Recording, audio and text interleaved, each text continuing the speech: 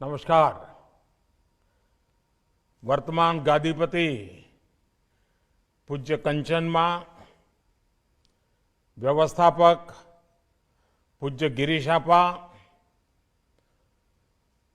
पौष के पवित्र महीने में आज हम सब आय श्री सोनल मां की जन्म शताब्दी के साक्षी बन रहे हैं।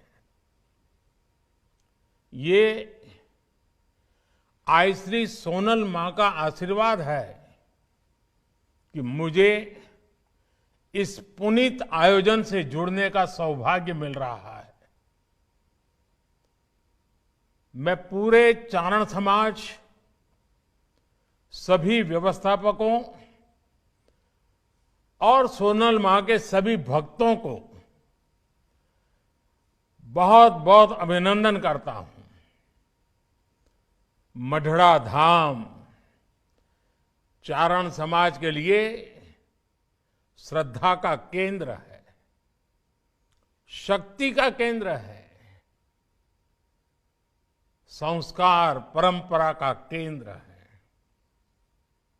मैं आय के श्री चरणों में अपनी उपस्थिति दर्ज कराता हूं, उन्हें प्रणाम करता हूं। मेरे परिवारजनों,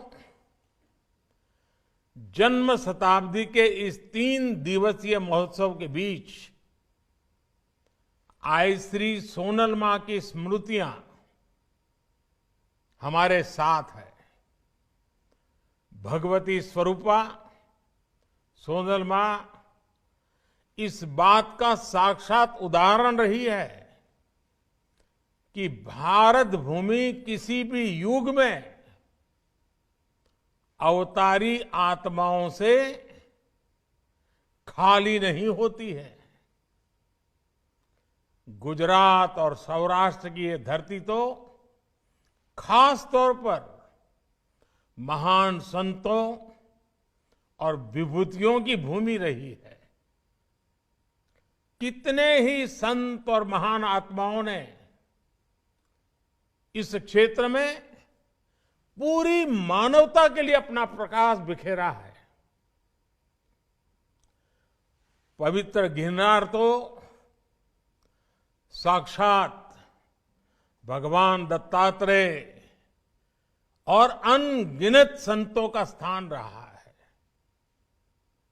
सौराष्ट्र की सनातन संत परंपरा में श्री सोनल मां आधुनिक युग के लिए प्रकाश स्तंभ की तरह थी। उनकी आध्यात्मिक ऊर्जा, उनकी मानवीय शिक्षाएं, उनकी तपस्या, इससे उनके व्यक्तित्व में एक अद्भुत दैवीय आकर्षण पैदा होता था। उसकी अनुभूति आज भी जूनागढ़ और मढ़ड़ा के सोनल धाम में की जा सकती है। भाइयों बहनों, सोनल मां का पूरा जीवन जन कल्याण के लिए, देश और धर्म की सेवा के लिए समर्पित रहा। उन्होंने भगत बापू, विनोबा भावे, रविशंकर महाराज, कन्हभाई लहरी, कल्याण सेठ जैसे महान लोगों के साथ काम किया। चारण समाज के विद्वानों के बीच उनका एक विशेष स्थान हुआ करता था। उन्होंने कितने ही युवाओं को दिशा दिखाकर उनका जीवन बदला। उन्होंने समाज में शिक्षा के प्रसार के लिए अद्भुत काम किया। सोनल मां ने व्यसन और नशे के अंधकार से समाज को निकालकर नई रोशनी दी।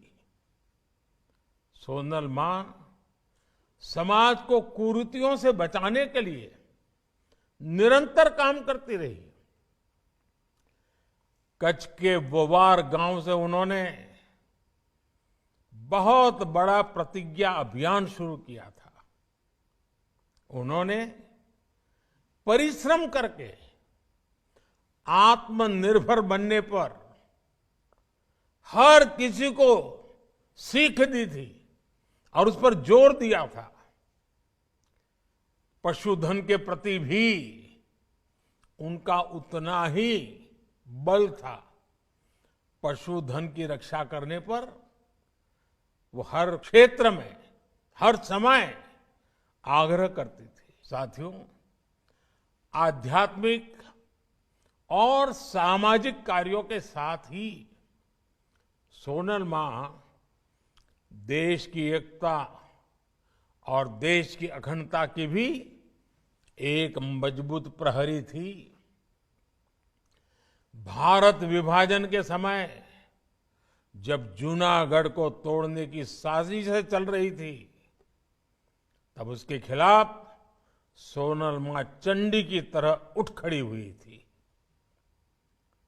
मेरे परिवारजनों, आज श्री सोनल मां देश के लिए, चारण समाज के लिए, माता सरस्वती के सभी उपासकों के लिए महान योगदान की एक महान प्रतीक थी।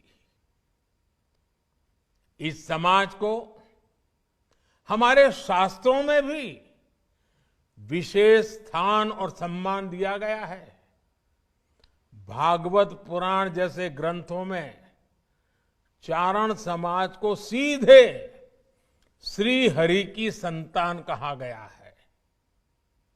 इस समाज पर मां सरस्वती का विशेष आशीर्वाद भी रहा है और इसलिए इस समाज में एक से एक विद्वानों की परंपरा अविरत चलती रही है।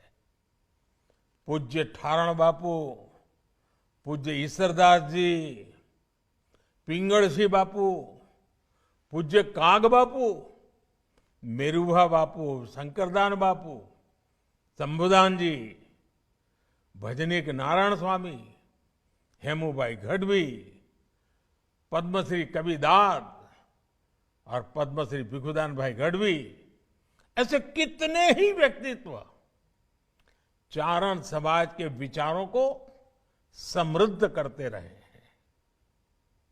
विशाल चारण साहित्य आज भी इस महान परंपरा का प्रमाण है।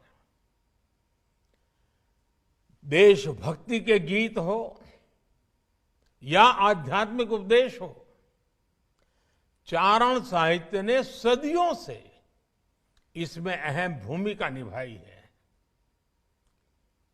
श्री सोनल मां की ओजस्वी वाणी खुद इसका एक बहुत बड़ा उदाहरण रही है। उन्हें पारंपरिक पद्धति से कभी शिक्षा नहीं मिली, लेकिन संस्कृत भाषा, उस पर भी उनकी अद्भुत पकड़ थी। शास्त्रों का उन्हें गहराई से ज्ञान प्राप्त था। उनके मुख से जिसने भी रामायण की मधुर कथा सुनी, वो कभी नहीं भूल पाया। हम सब कल्पना कर सकते हैं कि आज जब अयोध्या में 22 जनवरी को श्री राम मंदिर में प्राण प्रतिष्ठा का कार्यक्रम होने जा रहा है, तो श्री सोनल मां कितनी प्रसन्न होगी। आज इस अवसर पर मैं आप सभी से 22 जनवरी को हरेक के घर में शाम को श्री राम ज्योति प्रज्वलित करने का आग्रह भी करूंगा। कल से ही हमने अपने मंदिरों में स्वच्छता के लिए विशेष अभियान भी शुरू किया है। इस दिशा में भी हमें मिलकर काम करना है। मुझे विश्वास है हमारे ऐसे प्रयासों से श्री सोनल मां की खुशी अनेक गुना बढ़ जाएगी। साथियों, आज जब भारत विकसित होने के लक्ष्य पर, आत्मनिर्भर होने के लक्ष्य पर काम कर रहा है, तो आज श्री सोनल मां की प्रेरणा हमें नई ऊर्जा देती है। इन लक्ष्यों की प्राप्ति में चारण समाज की भी बड़ी भूमिका है। सोनल मां के दिए गए 51 आदेश चारण समाज के लिए दिशा दर्शक और पथ दर्शक है। चारण समाज को इसे याद रखना चाहिए और समाज में जागृति लाने का काम निरंतर जारी रखना चाहिए।